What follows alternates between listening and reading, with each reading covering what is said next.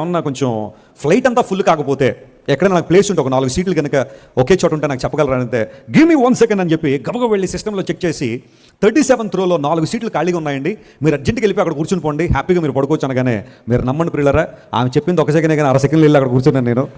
4 సీట్లు ఖాళీ అయినప్పుడు ఎవరు లేరు అక్కడ, ఎంటీ. ఆ 4 సీట్లలో 4 తలదిండ్లు ఇచ్చింది, 2 దుప్పట్లు ఇచ్చింది, హ్యాపీగా పడుకుని 10 గంటలు పడుకుని వచ్చారు ఇండియా. దేవుడు నా మనస్తోత్రం కలుగును గాక. ఈ దేవుడు ఎంత గొప్పవాడో తెలుసా అండి. 1,50,000 అడిగారు నన్ను అప్గ్రేడేషన్లో తీసుకెళ్ళడానికి, బిజినెస్ క్లాస్లో పడుకోవడానికి. రూపాయి ఖర్చు అవ్వకుండా దేవుడు నన్ను చక్కగా విశ్రాంతినిచ్చి క్షేమంగా భారతదేశం తీసుకొచ్చారు. వచ్చి రాగానే శుక్రవారం ప్రార్థనకు వచ్చిన వాక్యం చెప్పాను ఇక్కడ. దేవుడు నా మనస్తోత్రం కలుగును గాక.